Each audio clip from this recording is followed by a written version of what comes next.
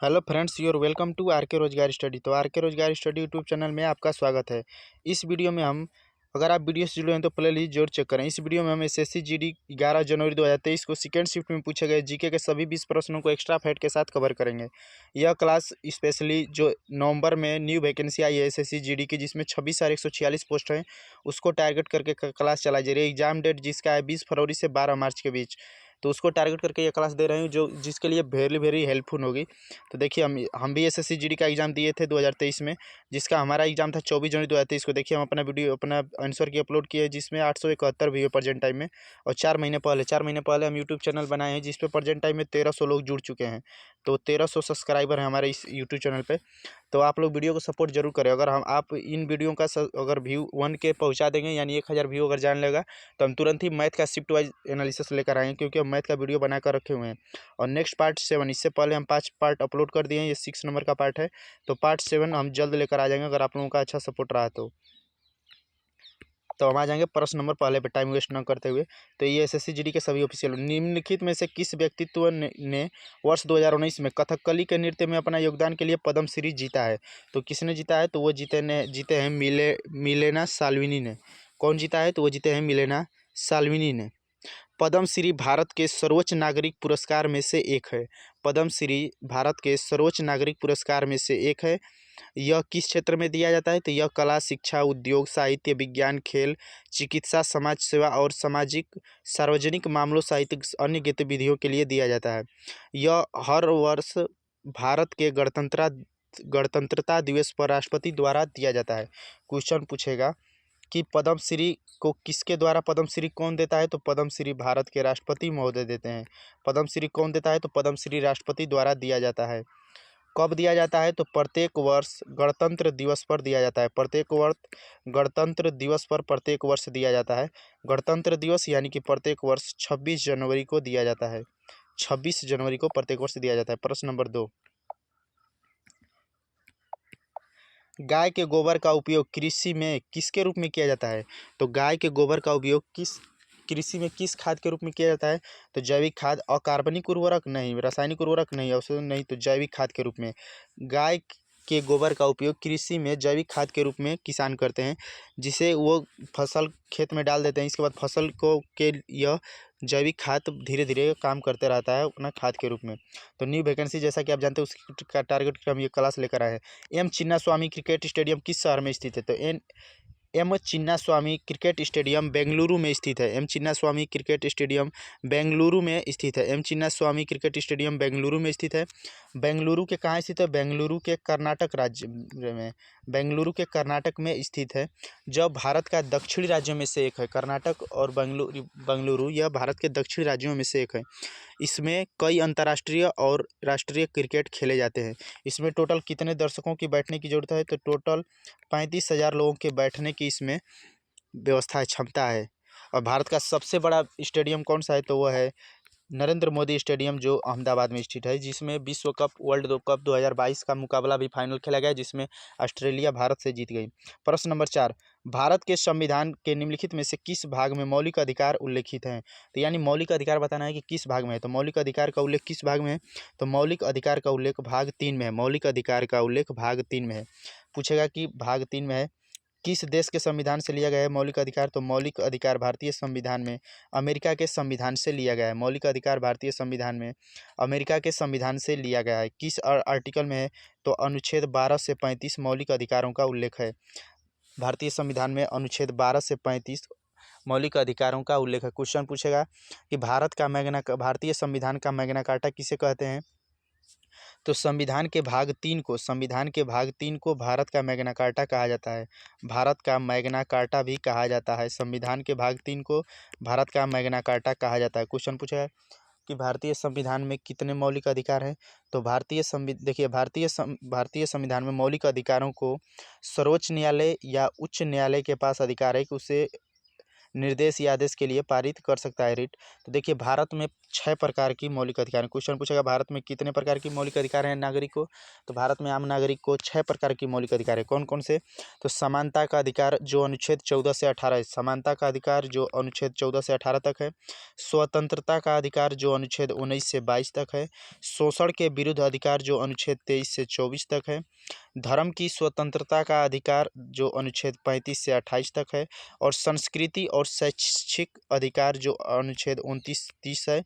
और संवैधानिक उपचारों का अधिकार जो अनुच्छेद 32 से संबंधित है। वेरी वेरी इंपॉर्टेंट प्रश्न, यह बहुत पूछता है कि संवैधानिक उपचारों का अधिकार किस अनुच्छेद में संबंधित है। तो संवैधानिक उपचारों का अधिकार यह एक मौलिक अधिकार के अंतर्गत आता है जो आर्टिकल 32 से संबंधित है। तो देखिए समानता का अधिकार यानी कि भारत में समान नागरिक से समान हर तरफ की व्यवहार किया जाएगा सरकार द्वारा। और क्वेश्चन पूछता है कि यूनिफॉर्म सिविल कोड यानी भारत में समान नागरिक संहिता लागू करने वाला भारत का एकमात्र राज्य कौन सा है, तो वो है गोवा। भारत में समान नागरिक संहिता लागू करने वाला भारत का एकमात्र राज्य गोवा है जो आर्टिकल 44 से संबंधित है। तो देखिए भारत के नागरिक को 6 प्रकार के मौलिक अधिकार हैं। समानता का अधिकार जो अनुच्छेद 14 से 18, स्वतंत्रता का अधिकार जो अनुच्छेद 19 से 22 है। क्वेश्चन पूछता है कि वाक की स्वतंत्रता या प्रेस की स्वतंत्रता या जो मीडिया है उसकी स्वतंत्रता किस आर्टिकल से संबंधित है, तो आर्टिकल 19 से। और देखिए क्वेश्चन पूछता है कि आपातकाल के दौरान कौन से आर्टिकल मौलिक अधिकार बैन नहीं होते हैं, तो वह है आर्टिकल 20 एवं 21। 20 एवं 21 आपातकाल के दौरान प्रतिबंधित नहीं होते यानी बैन नहीं होते हैं।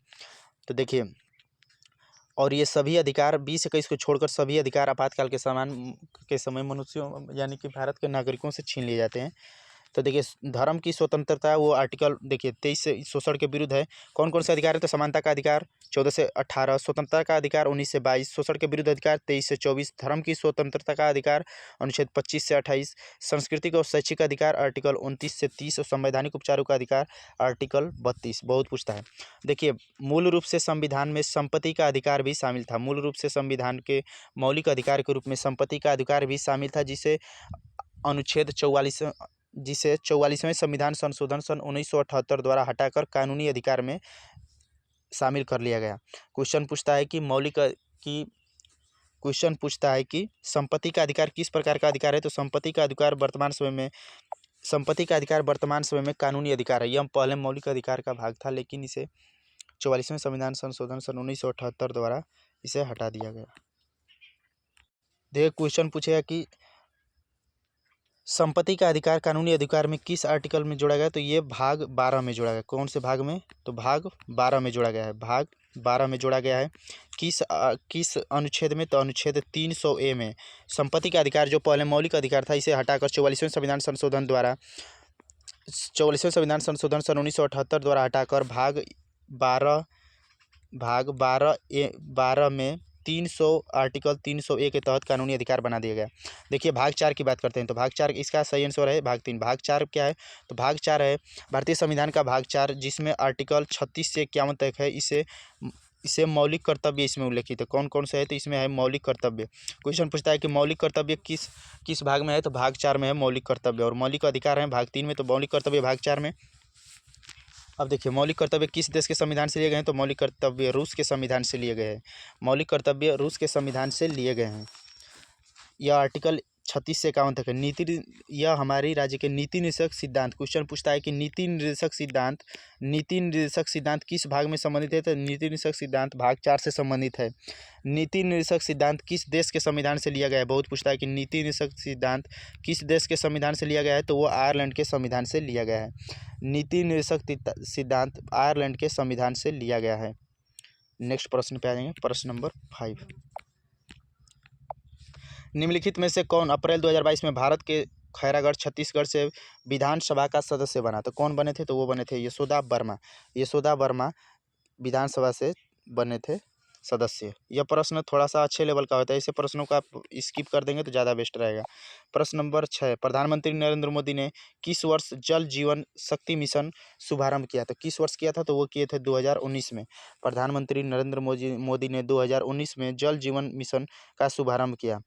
यह कहाँ किए थे? तो देखिए प्रधानमंत्री नरेंद्र मोदी ने 73वें स्वतंत्रता दिवस यानी कि 15 अगस्त, स्वतंत्रता दिवस यानी कि 73वें 15 अगस्त 2019 क्वेश्चन पूछ सकता है जल जीवन मिशन की शुभारंभ कब हुआ? तो वो हुआ था 15 अगस्त को।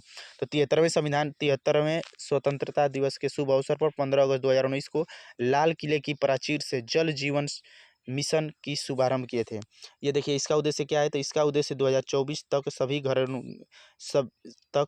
घरों में पाइपलाइन कनेक्शन देने का उद्देश्य है। अब देखिए कि इसके अंतर्गत प्रत्येक ग्रामीण परिवार में 55 लीटर शुद्ध जल दिया जाएगा पीने योग्य पानी। तो कितने, ये किस अंतर्गत आता है? जल शक्ति मंत्रालय के अंतर्गत आता है। नेक्स्ट प्रश्न पे आ जाएंगे। उत्तर भारत के लोग किस त्यौहार पर देवी लक्ष्मी और भगवान गणेश की एक साथ पूजा करते हैं? तो उत्तर भारत के लोग दिवाली पर गणेश जी और माँ लक्ष्मी की एक साथ पूजा करते हैं। ये सभी प्रश्न एसएससी जीडी 11 जनवरी 2023 को सेकेंड शिफ्ट में पूछे गए जीके के ऑफिशियल पेपर हैं। तो एक भी प्रश्न हम इसमें अपने मन से नहीं इंक्लूड किए हैं, सभी ऑफिशियल पेपर हैं जो हम लेकर आए हुए हैं कि आप लोग को पता चल सके कि एसएससी जीडी में किस प्रकार के क्वेश्चन पूछे जाते हैं। देखिए कच्चे तेल, पेट्रोलियम उत्पाद और प्राकृतिक गैस का स्थानांतरण करने के लिए अब परिवहन में किस साधन का उपयोग किया जा रहा है? तो अब कच्चे तेल और पेट्रोलियम का किस प्रकार परिवहन किया जा रहा है? तो क्या बस से नहीं, केबल से नहीं, वायुयान से नहीं, पाइपलाइन के माध्यम से अब इसका ट्रांसफर किया जाता है। नेक्स्ट प्रश्न पे आ जाएंगे, प्रश्न नंबर 9। देखिए कौन सा जलमार्ग अटलांटिक महासागर को प्रशांत महासागर से जोड़ता है? वेरी इंपॉर्टेंट प्रश्न। इस प्रश्न को जितना इंपॉर्टेंट कहा जाए उतना ही कम है, ये बहुत ज़्यादा इंपॉर्टेंट है, इसे आप अंडरलाइन कर लीजिएगा। तो कौन सा राजमार्ग अटलांटिक महासागर को प्रशांत महासागर से जोड़ता है? तो वो है पनामा नहर। ये यूपी पुलिस 2018 के एग्जाम में भी पूछा गया है। तो देखिए हम एसएससी जीडी का 2023 में एग्जाम दिए थे। देखिए हमारी हाइट 168 सेंटीमीटर ही होती है, 61 ही होती है। तो हम इसलिए इसका फॉर्म मोबाइल से ही भर दिए थे और 10 दिन प्रिपरेशन करके एग्ज़ाम दिए थे, क्योंकि हम रेलवे एस्पिरेंट हैं। तो एग्ज़ाम दिए तो हमारा सिलेक्शन मात्र कुछ नंबर से रह गया। तो उसके लिए आप हमारे चैनल से अगर जुड़े RK रोजगार स्टडी से, तो चेक प्लेलिस्ट जरूर देखें, जहाँ पे मैंने सर की भी अपलोड किया और एनालिसिस का वीडियो भी अपलोड कर रहे हैं। प्रेजेंट टाइम में 871 व्यू है, देखिए ये हमारा ही है, तो आप जाकर जरूर देखें। अब देखिए पनामा नहर की बात की, पनामा नहर की टोटल लंबाई कितनी है? तो वो है 82 किलोमीटर। पनामा नहर की टोटल लंबाई है 82 किलोमीटर। पनामा नहर की टोटल लंबाई कितनी है? तो वो है 82 किलोमीटर। पूछेगा सुएज नहर कहाँ स्थित है? तो सुएज नहर मिस्र में स्थित है। सुएज नहर कहाँ स्थित है? तो सुएज नहर मिस्र में स्थित है। नेक्स्ट प्रश्न, 1992 में पद्म भूषण पाने वाले सबसे कम उम्र के नृत्य कलाकार कौन थे? देखिए यह प्रश्न पिछले, अगर आप एनालिसिस किए होंगे तो इससे पिछले जो 10 जनवरी सेट नंबर 3 या 4 में यह प्रश्न सेम टू सेम रिपीट हुआ है। 10 जनवरी 2023 के 3rd या 4th शिफ्ट में यह क्वेश्चन सेम टू सेम पूछा था। तो इसका कौन सा सबसे कम 1992 में पद्म भूषण, यानी कि सबसे, ये इसका प्रश्न पूछने का मतलब ये है कि सबसे कम उम्र में पद्म भूषण पाने वाले नृत्यकार कौन थे? तो वो थे सोनल मानसिंह। वो कौन थे? तो वो थे सोनल मानसिंह। किस नृत्य से संबंधित है सोनल मानसिंह? भरतनाट्यम और ओडिसी नृत्य शैली से संबंधित हैं, उसके गुरु थे ये। तो देखिए भरतनाट्यम कहाँ का लोक नृत्य है? तो भरतनाट्यम तमिलनाडु का लोक नृत्य है, ओडिसी का है, उड़ीसा का है ओडिसी। सत्रिया असम का लोक नृत्य है। कुचिपुड़ी आंध्र प्रदेश का लोक नृत्य। पंडित बिरजू महाराज, तो पंडित बिरजू महाराज कथक नृत्य से संबंधित हैं। कथक कहाँ का है? कथक है उत्तर प्रदेश का, उत्तर भारत अर्थात उत्तर प्रदेश का कथक है, जिसके मुख्य कलाकार हैं पंडित बिरजू महाराज जी। अब देखिए पूछेगा कथकली, बहुत पूछता है कथकली कहाँ का है? तो कथकली केरल राज्य का है। कथकली कहाँ का है? केरल राज्य का। और तमाशा कहाँ का है? तो तमाशा है महाराष्ट्र का। नेक्स्ट प्रश्न देखिए, नेक्स्ट पेज एक मोटिवेशनल क्विज है जो मोटिवेट आपको, ये पेज लाने का एक ही मकसद है कि आप वीडियो से इरिटेट ना हो, बोर ना हो और आप मोटिवेट भी रहें। तो दुनिया के तानों से कभी नाराज मत होना मेरे दोस्तों, अनजान लोग तो हीरो को भी काश समझ लेते हैं। तो आप स्ट्रगल अगर आप कर रहे हैं तो स्ट्रगल करते रहिए, क्योंकि संघर्ष भी एक कहानी है जो सफल होने के बाद सबको बतानी है। और देखिए हमारा एक फेवरेट मोटिवेशनल क्विज है कि अगर आप हारने के डर से हम खेलेंगे नहीं तो जीतेंगे कैसे। तो दुनिया के तारों से कभी मत नाराज होना मेरे दोस्तों, आप अपना संघर्ष करते रहिए, क्योंकि जब हालात बदलेंगे तो लोगों के बोल भी बदल जाते हैं, हालात बदलते ही लोगों के बोल भी बदल जाते हैं। नेक्स्ट है, अगर तुम चलने के लिए तैयार हो मेरे दोस्तों तो मंजिल तुम्हारे पास झुकने के लिए तैयार हो जाएगी। अगर तुम चलने के लिए तैयार हो मेरे दोस्तों, अगर तुम मेहनत करने के लिए तैयार हो तो मंजिल तुम्हारे पास झुकने के लिए तैयार हो जाएगी। तो जैसा कि जानते हैं एसएससी जीडी की नई वैकेंसी आई है 26,146 पोस्ट, तो उसको टारगेट करके हम ये क्लास दे रहे हैं। तो आप वीडियो से जुड़े हैं तो वीडियो को सपोर्ट जरूर। Next part 7 coming soon. Next part 7 हम नेक्स्ट वीडियो में लेकर, आप लोगों का अच्छा रिस्पॉन्स रहा। अगर इस वीडियो का व्यू अगर आप लोग 1K प्लस इन वीडियो का व्यू अगर आप पहुंचा देंगे तो हम तुरंत ही मैथ का शिफ्ट वाइज एनालिसिस लेकर आ जाएंगे, क्योंकि हम वीडियो बना कर रखे हुए हैं लेकिन आप लोगों का सपोर्ट कम रह रहा है, इसलिए हम वीडियो को अपलोड नहीं कर रहे हैं। तो अगर आप लोग से निवेदन है कि आप लोग ज़रूर इसे सपोर्ट करें। नेक्स्ट प्रश्न, एक बर्तन लंबे समय तक नमी हवा यानी कि नमी हवा में के संपर्क में रहता है तो इस पर एक हरे रंग की हरी कोटिंग प्राप्त होती है। बर्तन किससे बना होता है? तो जैसा कि जानते हैं कि बर्तन स्टील का ज़्यादातर होता है। तो ये अगर वो बर्तन किस धातु का बना है कि जिसको अगर आप हवा के संपर्क में रख देंगे तो उस पर बर्तन के ऊपर हल्की सी हरी रंग की कोटिंग जम जाएगी। तो वो किसका बना रहेगा? वो तांबा यानी कॉपर इसे इंग्लिश में कहते हैं, जिसका सिंबल होता है रासायनिक प्रतीक Cu। तो अगर कापर का बना रहेगा तो इस पर हरे रंग की ऑक्साइड, उसका क्या नाम रहे, जो हरे रंग की कोटिंग बनेगी उसका क्या नाम रहता है? तो उसका नाम है copper oxide Cu। Copper oxide नामक हरे रंग की कोटिंग बन जाती है संक्षारण से कारण। नेक्स्ट प्रश्न पे आ जाएंगे। प्रश्न नंबर 12, लॉर्ड डलहौजी ने व्यापकत्व के सिद्धांत, क्वेश्चन देखिए पूछता है व्यापकत्व का सिद्धांत किससे संबंधित है? तो व्यापकत्व का सिद्धांत लॉर्ड डलहौजी से संबंधित है। लॉर्ड डलहौजी ने व्यापकत्व के सिद्धांत के तहत किस वर्ष झांसी का विलय किया? देखिए व्यापकत्व के सिद्धांत को हम हड़प नीति भी कहते हैं, हड़प नीति, राज्य हड़प नीति के नाम से भी जानते हैं। देखिए हड़प नीति के नाम से कहीं कहीं लॉर्ड डलहौजी, क्वेश्चन डायरेक्ट पूछता है कि लॉर्ड डलहौजी का संबंध किससे है? तो लॉर्ड डलहौजी का संबंध व्यापकत्व के सिद्धांत, जिसे हम राज्य हड़प नीति के सिद्धांत से जानते हैं, तो उससे है। क्वेश्चन देखिए, क्वेश्चन पूछेगा लॉर्ड डलहौजी किससे संबंधित है? ऑप्शन दे देगा व्यापकत्व का सिद्धांत या दे देगा हड़प नीति, तो दोनों एक ही है। व्यापकत्व का सिद्धांत का नाम ही हड़प नीति है। देखिए यह लॉर्ड डलहौजी ने, तो देखिए झांसी का विलय सबसे पहले किसने किया था, कब किया था? तो वो किया था 1854 में। तो देखिए ये लॉर्ड डलहौजी ने राज्य हड़प नीति की व्यापकत्व का सिद्धांत अपनाया था। देखिए इसने राज्यों को हड़प कर अपने में मिला लेता था। इसका नीति था कि राज्यों को हड़प कर अपने में मिला लेना। तो इसने देखिए क्वेश्चन पूछता है कि व्यापकत्व के सिद्धांत के तहत लॉर्ड डलहौजी ने सबसे पहले किस राज्य को हड़पा और अपने में मिला लिया? तो वो मिलाया था सतारा को। राज्य हड़प नीति के तहत सबसे पहले सतारा को मिला था जब 1848 ईस्वी में। और दूसरे नंबर पे है जैतपुर कब है? 1849 ईस्वी में। और देखिए इसके बाद संबलपुर को मिलाया था 1849 ईस्वी में, बाघाट को मिलाया था 1850 ईस्वी में, उदयपुर को मिलाया था 1852 ईस्वी में, और झांसी को मिलाया था 1853 ईस्वी में, और नागपुर को भी मिलाया था 1854 ईस्वी में। तो देखिए 1853 नहीं दिया, तो 1854 इसका सही आंसर हो जाएगा। क्वेश्चन पूछेगा नागपुर को कब विलय किया? तो नागपुर को भी 1854 ईस्वी में ही किया था। नेक्स्ट प्रश्न पे आ जाएंगे। देखिए नेक्स्ट प्रश्न वेरी वेरी इंपॉर्टेंट प्रश्न। ऐसे प्रश्न आप जल्दबाजी में गलत भी कर सकते हैं अगर सही से नहीं पढ़िएगा तो ऐसे प्रश्नों को आप स्किप कर देंगे तो ज़्यादा बेस्ट रहेगा। देखिए ने हर्षवर्धन के दरबार में बहुत समय बिताया और उसने जो कुछ देखा उसका विस्तृत विवरण दिया। तो कौन दिया था? तो वो दिए थे जुआन जोंग जो चीनी यात्री था, जुआन जोंग ने इसे दिया था। देखिए क्वेश्चन पूछा गया कि हर्षवर्धन के दरबार में कौन चीनी यात्री भारत आया था? तो हुएनसांग बहुत पूछता है, ये फेवरेट क्वेश्चन है। और देखिए हर्ष इसका ट्रिक हो जाएगा, हर्ष से हुएनसांग, हर्ष से हर्षवर्धन। क्वेश्चन पूछेगा कि हर्षवर्धन के समय में कौन सा चीनी यात्री भारत आया था? तो वो आया था हुएनसांग। और फायान किसके समय में? यह भी फायान चीनी यात्री है, किसके समय में आया था? तो यह आया था चंद्रगुप्त द्वितीय के समय में। क्वेश्चन बहुत पूछता है कि चंद्रगुप्त द्वितीय के समय में कौन चीनी यात्री भारत आया था? तो वो आया था फायान, और हुएनसांग हर्षवर्धन के समय में। यह क्लास आप are K Rozgar study YouTube channel पे देख रहे हैं। अगर आप वीडियो से जुड़े हैं तो प्ले लिस्ट जरूर चेक करें, जिससे आपको पता चले हम किस प्रकार का कंटेंट देते हैं। हमारे यूट्यूब चैनल पे यूपी पुलिस, एसएससी, जीडी सहित अन्य सभी वनडे कॉम्पिटिटिव एग्जाम को टारगेट कर अल्टरनेटिव पे क्लास दी जा रही है। तो अगर आप वीडियो से जुड़े हैं तो प्ले लिस्ट जरूर चेक करें। आपसे रिक्वेस्ट है कि आप प्ले लिस्ट जरूर चेक करें। ये सभी प्रश्न एसएससी जीडी 11 जनवरी 2023 को सेकंड शिफ्ट में पूछे गए जीके के सभी ऑफिशियल पेपर हैं। एक भी प्रश्न हम इसमें अपने मन से इंक्लूड नहीं किए। देखिए वेरी वेरी इंपॉर्टेंट पेज, इसे हम ज़्यादा इंपॉर्टेंट कहें क्योंकि ये प्रश्न वेरी वेरी इंपॉर्टेंट है। यह प्रश्न यूपी पुलिस 2018 के एग्जाम में भी पूछा गया। यह प्रश्न डायरेक्ट पूछता है एसएससी जीडी। और देखिए 11 जनवरी 2023 को सेकंड शिफ्ट में भी पूछा है और आने वाले शिफ्टों में पूछा जाएगा। यह बहुत इंपॉर्टेंट प्रश्न है। भारत का क्षेत्रफल विश्व के कुल क्षेत्रफल का कितना है? तो भारत का क्षेत्रफल विश्व के कुल क्षेत्रफल का कितना है? तो वह है 2.4%।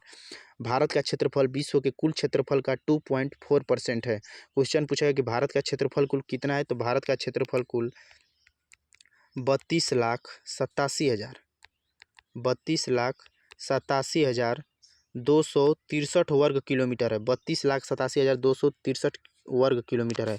अब देखिए हम आपको बता दे रहे हैं, क्वेश्चन पूछेगा कि विश्व के सबसे बड़े देश, विश्व का क्षेत्रफल के अनुसार सबसे बड़ा देश कौन है? तो विश्व का क्षेत्रफल के अनुसार सबसे बड़ा देश है रूस, इसके बाद है चीन, इसके बाद है कनाडा और इसके बाद है अमेरिका। 4 हो गए। इसके बाद 5वें नंबर पे है ब्राज़ील, 5 हो गए। और 6ठे नंबर पे है ऑस्ट्रेलिया। क्षेत्रफल के अनुसार हम बात कर रहे हैं। बात हम किस पर कर रहे हैं? तो बात कर रहे हैं क्षेत्रफल के अनुसार। क्षेत्रफल के अनुसार विश्व में सबसे, और देखिए 7वें नंबर पे कौन है? तो 7वें नंबर पे है अपना देश भारत। तो देखिए क्षेत्रफल के अनुसार विश्व में सबसे बड़ा देश है रूस, दूसरे नंबर पे है चीन, तीसरे नंबर पे है कनाडा, चौथे नंबर पे है अमेरिका और 5वें नंबर पे है ब्राज़ील और 6ठे नंबर पे ऑस्ट्रेलिया और 7वें नंबर पे है भारत। क्वेश्चन पूछा है कि क्षेत्रफल के अनुसार विश्व में क्षेत्रफल के अनुसार भारत कौन से नंबर पे है? तो 7वें नंबर पे। अगर पूछेगा जनसंख्या के अनुसार, अब देखिए अगर क्वेश्चन पूछेगा कि जनसंख्या के अनुसार विश्व में सबसे बड़ा देश कौन सा है, तो जनसंख्या के अनुसार विश्व का सबसे बड़ा देश है चीन पहले नंबर पे, और दूसरे नंबर पे कौन है? तो दूसरे नंबर पे है अपना देश भारत। जनसंख्या के अनुसार सबसे बड़ा देश है चीन और दूसरे नंबर पे अपना देश भारत है जनसंख्या के अनुसार। अब हम बात कर लेते हैं भारत के बारे में। क्वेश्चन पूछेगा कि भारत का क्षेत्रफल के अनुसार सबसे बड़ा राज्य, भारत का क्षेत्रफल के अनुसार सबसे बड़ा राज्य कौन सा है? तो भारत का क्षेत्रफल के अनुसार सबसे बड़ा राज्य है राजस्थान। अगर पूछेगा कि क्षेत्रफल के अनुसार सबसे छोटा राज्य, भारत का क्षेत्रफल के अनुसार सबसे छोटा राज्य कौन सा है? तो क्षेत्रफल के अनुसार सबसे छोटा राज्य है गोवा। अब देखिए बात करते हैं जनसंख्या पर। क्वेश्चन पूछेगा कि जनसंख्या के अनुसार भारत का सबसे बड़ा राज्य, तो जनसंख्या के अनुसार भारत का सबसे बड़ा राज्य है उत्तर प्रदेश। और पूछेगा जनसंख्या के अनुसार भारत का सबसे छोटा राज्य, तो जनसंख्या के अनुसार भारत का सबसे छोटा राज्य है सिक्किम। अगर पूछेगा भारत के किस राज्य में जनसंख्या घनत्व अधिक है, भारत के किस राज्य की जनसंख्या घनत्व अधिक है? तो बिहार राज्य की जनसंख्या घनत्व सबसे अधिक है। नेक्स्ट प्रश्न पे आ जाएंगे। प्रश्न नंबर 15, निम्नलिखित में से कौन सा संगठन भारत में गरीबी रेखा की गणना के लिए नमूना सर्वेक्षण करता है? तो कौन सा संगठन जो गरीबी रेखा की गणना करता है? तो वह है NSSO। अब हम थोड़ा सा बात कर लेते हैं RBI के ऊपर। तो RBI क्या होती है? तो RBI की स्थापना 1 अप्रैल सन 1935 ईस्वी को, यूपी पुलिस 2018 के एग्जाम में डायरेक्ट क्वेश्चन पूछा गया कि RBI की स्थापना कब हुई थी? तो RBI की स्थापना 1 अप्रैल 1935 ईस्वी को हुई थी। देखिए 1 रुपये से ऊपर के जितने भी नोट होते हैं तो उस पर RBI के गवर्नर का हस्ताक्षर होता है, जो वर्तमान समय में शक्तिकांत दास जी हैं। अब देखिए तो RBI के बारे में हो गया। RBI का फुल फॉर्म क्या होता है? तो reserve bank of India. Question पूछता है कि वो कौन सा बैंक है जिसमें आम नागरिक खाता नहीं खोल सकता? तो वो है RBI का फुल फॉर्म होता है रिजर्व बैंक ऑफ। वित्त मंत्री क्या होता है? तो वित्त मंत्री वर्तमान समय निर्मला सीतारमण जी हैं, इनके पास वित्त मंत्रालय। वित्त मंत्री क्या करता है? तो वित्त मंत्री बजट पेश करते हैं। क्वेश्चन पूछता है कि संसद में बजट कौन पेश करता है? तो बजट वित्त मंत्री ही पेश करते हैं। नेक्स्ट प्रश्न देखिए, ये हमारा आंसर की है, जाके आप प्लेलिस्ट में देखिए 871 भी प्रेजेंट टाइम में 4 महीने पहले हम वीडियो बनाए हुए हैं। उसी समय ये चैनल को बनाए थे, जिसपे वर्तमान समय में 1300 लोग जुड़ चुके हैं। तो आप अगर वीडियो जुड़े तो प्लेलिस्ट में जाकर देखें और सपोर्ट जरूर करें। और अगर आप लोग अच्छा व्यू पहुंचा देंगे, 1K प्लस व्यू जाने लगेगा, तो हम तुरंत ही मैथ का भी सोल्यूशन लेकर आ जाएंगे। देश की आज़ादी से पहले भारत विशेष रूप से अपने उद्योगों के लिए जाना था। तो देश की आज़ादी से समय, जैसा कि जानते हैं कि देश 15 अगस्त सन 1947 ईस्वी को आज़ाद हुआ। तो इससे पहले भारत किसके लिए जाना था? क्या फूल के लिए, मसालों के लिए, धातु के लिए? नहीं, तो यह हस्तशिल्प के लिए भारत उस समय फेमस था। हस्तशिल्प के लिए भारत जाना जाता था। 15 नंबर प्रश्न नंबर 17 देखिए, ये क्लास हम लेकर आए हैं न्यू वैकेंसी जो SSC GD की आई है, जिसमें टोटल 26,146 पोस्ट हैं। उसमें एक पोस्ट आपको दिलाने के लिए हम यह क्लास को रेगुलर रख रहे हैं। तो एग्जाम डेट जिसका है 20 फरवरी से 12 मार्च के बीच, तो उसी को टारगेट करके हम यह क्लास चला रहे हैं।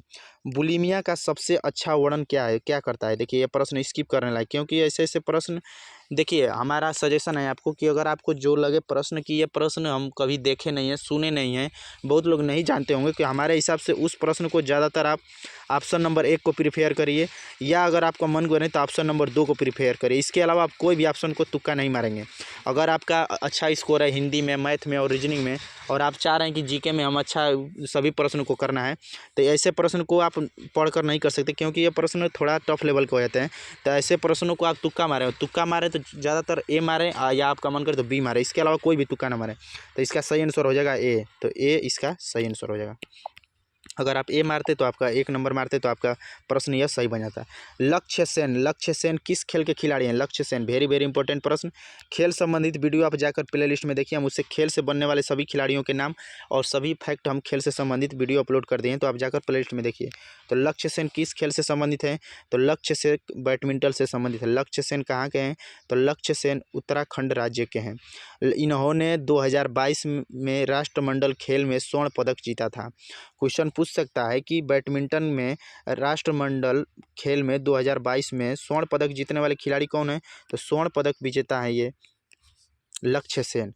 अब देखिए, अब बात हम आ जाते हैं क्रिकेट, बहुत फेमस कलाकार क्रिकेट के प्रत्येक पक्ष में 11 खिलाड़ी होते हैं। क्रिकेट के सबसे देखिए, क्रिकेट का भगवान कहा जाता है सचिन तेंदुलकर को। क्यों कहा जाता है? तो देखिए, सचिन तेंदुलकर ने क्रिकेट के क्षेत्र में टेस्ट और वनडे क्रिकेट में सबसे ज़्यादा रन बनाए हैं। टेस्ट और वनडे क्रिकेट में सबसे ज़्यादा शतक भी इन्हीं के हैं और अड़सठ का रिकॉर्ड भी इन्हीं के नाम है। और 2011 में वर्ल्ड कप भी इन्होंने जीता है। अब हम देखिए, अब हम आ जाते हैं बैडमिंटन से कौन कौन संबंधित है। बैडमिंटन से संबंधित है लक्ष्य सेन और बैडमिंटन से संबंधित है पीवी सिंधु।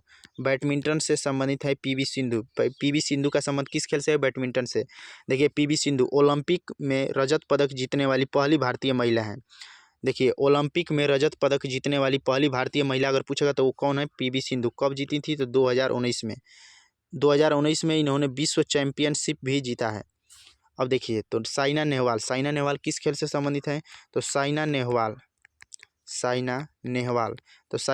किस खेल से संबंधित है? तो साइना नेहवाल भी बैडमिंटन से संबंधित हैं। साइना नेहवाल भी बैडमिंटन से संबंधित है। देखिए, क्वेश्चन पूछेगा पीवी सिंधु, तो पीवी सिंधु बैडमिंटन से संबंधित है, आपको बता रहे हैं क्योंकि क्वेश्चन ये बार बार पूछा था और इंपॉर्टेंट प्रश्न है, स्टैटिक का पोर्शन है। तो ओलंपिक में रजत पदक जीतने वाली पहली भारतीय महिला कौन है? क्वेश्चन पूछेगा ओलंपिक में रजत पदक जीतने वाली पहली भारतीय महिला कौन है? तो वह है पीवी सिंधु। अगर पूछेगा विश्व चैंपियनशिप में पदक जीतने वाली पहली भारतीय महिला कौन है? तो वो है बैडमिंटन में साइना नेहवाल। विश्व चैंपियनशिप में कांस्य पदक जीतने वाली पहली भारतीय महिला है साइना नेहवाल। ये इन्होंने 2012 में जीता था। अब देखिए, बहुत पूछता है कि मैरी कॉम किस खेल से संबंधित है? तो मैरी कॉम मुक्केबाजी से संबंधित है। अभिनव बिंद्रा किस खेल से संबंधित है? तो अभिनव बिंद्रा शूटिंग से संबंधित है। बहुत पूछता है, देखिए बहुत पूछता है अभिनव बिंद्रा। देखिए, आपको फैक्ट से यही फायदा है कि आप एक प्रश्न से कितने प्रश्न कवर कर सकते हैं। तो अभिनव बिंद्रा किस खेल से संबंधित है? तो अभिनव बिंद्रा शूटिंग खेल से संबंधित है। और देखिए, व्यक्तिगत ओलंपिक स्वर्ण पदक जीतने वाले पहले भारतीय महिला हैं। इन्होंने 2008 में स्वर्ण पदक जीता था। पहले भारतीय महिला नहीं, सॉरी, पुरुष हैं। तो व्यक्तिगत ओलंपिक स्वर्ण पदक जीतने वाले पहले भारतीय कौन है? तो व्यक्तिगत ओलंपिक स्वर्ण पदक जीतने वाले पहले भारतीय हैं अभिनव बिंद्रा, जो शूटिंग से संबंधित हैं। दीपा कर्माकर कसरत से संबंधित है। गीता फोगाट और सुशील कुमार ये कुश्ती से संबंधित हैं। तो देखिए, अब हम आपको उनके बारे में बता दे रहे हैं। कुश्ती से कौन कौन से संबंधित है? तो कुश्ती से हैं गीता फोगाट एवं सुशील कुमार। अब देखिए, गीता फोगाट के बारे में बात करते हैं। तो गीता फोगाट कुश्ती से संबंधित हैं। इन्होंने राष्ट्रमंडल खेल में स्वर्ण पदक जीतने वाली पहली भारतीय महिला। क्वेश्चन पूछेगा राष्ट्रमंडल खेल में स्वर्ण पदक जीतने वाली पहली भारतीय महिला कौन है? तो वो है गीता फोगाट, कुश्ती के क्षेत्र में। और कुश्ती के क्षेत्र में पुरुष कौन है? तो 2 ओलंपिक पदक जीतने वाले पहले भारतीय हैं सुशील कुमार, कुश्ती के क्षेत्र में। नेक्स्ट प्रश्न पे आ जाएंगे। प्रश्न नंबर 19, भारत के संविधान के अनुच्छेद 243 के अनुसार का अर्थ ग्रामीण क्षेत्रों के अनुच्छेद 243 के गठित का शासन की संस्था है। कौन सा है? तो वह है पंचायत है। देखिए, क्वेश्चन पूछता है कि ग्राम पंचायत किस आर्टिकल से संबंधित है? तो ग्राम पंचायत आर्टिकल नंबर 40 से संबंधित है। ग्राम पंचायत का चुनाव लड़ने के लिए मिनिमम एज कितनी होनी चाहिए? तो मिनिमम एज 21 वर्ष होनी चाहिए। ग्राम पंचायत का चुनाव लड़ने के लिए मिनिमम एज 21 वर्ष होना चाहिए। हम आ जाएंगे नेक्स्ट। यह क्लास आप are K Rozgar study YouTube channel पे देख रहे हैं। अगर आप जो हाल ही में अगर आप वीडियो से जुड़े हैं तो प्लीज़ चेक करें। हमारे इस यूट्यूब चैनल से प्रेजेंट टाइम में 1300 लोग जुड़ चुके हैं, तो आप वीडियो को सपोर्ट जरूर करिए। नेक्स्ट प्रश्न, जून 2022 में मंत्रिमंडल की नियुक्ति समिति ACC द्वारा राष्ट्रीय जांच एजेंसी के महानिदेशक के रूप में किसे नियुक्त किया गया है? यह करंट अफेयर का क्वेश्चन है। ऐसे प्रश्न को आप तुक्का मारिए या स्किप कर दीजिए। तो इसका सही आंसर क्या होगा? दिनकर गुप्ता। इसका सही आंसर क्या हो जाएगा? तो इसका सही आंसर हो जाएगा दिनकर गुप्ता। आप लोगों के आज का प्रश्न जिसका उत्तर आप लोग को कमेंट बॉक्स में कमेंट करके जरूर देना है, ताकि हमको पता चले कि जो भी कमेंट बॉक्स में कमेंट करके इनका उत्तर देंगे तो हम जानेंगे कि वीडियो को फुल टाइम वॉच किए हैं। और आपको प्रश्न आपके 20 में से कितने प्रश्न आप सही कर पाए उसका उत्तर आप लोग कमेंट बॉक्स में कमेंट करके जरूर दीजिए। और इसका भी आप लोग उत्तर दीजिएगा, ताकि और इसका आंसर हम वहीं पे बता देंगे। तो भारतीय रुपये, भारत के नए रुपये के 500 रुपये के नोट पर किसका चित्र अंकित है? जो भारत का नया रुपया जारी हुआ तो उसके 500 रुपये के नोट पर किसका चित्र अंकित है? आप इसमें से कमेंट करके जरूर बताइएगा। तो देखिए, थैंक्स फॉर वाचिंग। वीडियो को देखने के लिए धन्यवाद। अगर आपको वीडियो पसंद है तो इसे लाइक करिए और शेयर करिए और चैनल को सब्सक्राइब करके बेल आइकन जरूर प्रेस करें, जिससे कि हम कोई भी वीडियो अपलोड करें तो आपको नोटिफिकेशन जरूर मिले। और कमेंट बॉक्स में कमेंट करके अपनी राय जरूर दीजिए। वीडियो से रिलेटेड आप किस टॉपिक पर वीडियो चाहते हैं ये भी बताएं। यह क्लास आप आर.के. रोजगार स्टडी यूट्यूब चैनल पर देख रहे हैं, जो भी हाल ही में क्रिएट किया गया है। अगर आप वीडियो जुड़े हैं तो प्लेलिस्ट जरूर चेक करें, क्योंकि इससे पहले हम वीडियो वहीं पे एनालिसिस का 5 वीडियो, जीके का और 5-6 वीडियो हिंदी का अपलोड कर दिए हैं। तो आप जाकर प्लेलिस्ट में जरूर देखें। और join Telegram for free PDF. Class का पीडीएफ पाने के लिए बहुत लोग पूछ रहे हैं पीडीएफ कहाँ मिलेगी। तो पीडीएफ के लिए टेलीग्राम ग्रुप से जुड़ें, जिसका लिंक वीडियो के डिस्क्रिप्शन बॉक्स में है। वहाँ से आप टेलीग्राम ग्रुप से जुड़कर इन प्रश्नों की प्रैक्टिस कर सकते हैं और सोल्यूशन के लिए वीडियो इसको देख सकते हैं, क्योंकि हम टेलीग्राम ग्रुप पे पहले प्रैक्टिस के लिए क्वेश्चन देते हैं, इसके बाद सोल्यूशन कराते हैं। और नेक्स्ट पार्ट 7 कमिंग सून। अगर आप लोगों का अच्छा सपोर्ट रहा तो हम नेक्स्ट पार्ट 7 भी जल्द लेकर आएंगे। तो थैंक्स फॉर वॉचिंग। वीडियो से जुड़ने के लिए और टेलीग्राम ग्रुप से जरूर जुड़िए, प्लेलिस्ट जरूर चेक करें। Thanks for watching. वीडियो को देखने के लिए धन्यवाद।